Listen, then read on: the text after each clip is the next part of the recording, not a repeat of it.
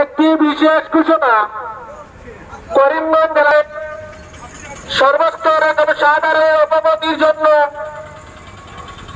জানানো যাচ্ছে যে আজ বিকাল 5 ঘটিকার ভিতরে ফুটপাতের চতুর্পাশে যে বা যারা জবরদখল ভাবে ব্যবসা প্রতিষ্ঠান চালিয়ে যাচ্ছে প্রতিশোধ সরানোর জন্য অনুরোধ করা যাচ্ছে।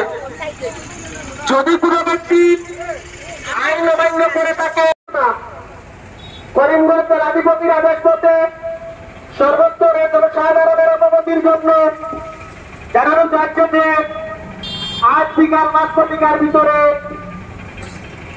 ফুটপাত খালি করার জন্য অনুরোধ করা যাচ্ছে। যদি কোনো ব্যক্তি আইন অমান্য করে থাকে তাহলে করিমগঞ্জ জেলা প্রশাসনের আদেশ মতে সঙ্গে সঙ্গে আইনি ব্যবস্থা নেওয়া হবে। বিনীত জেলা প্রশাসন, করিমগঞ্জ। ধন্যবাদ। একটি বিশেষ ঘোষণা। করিমগঞ্জ জেলায় সর্বস্তরের জনসাধারণের অবগতির জন্য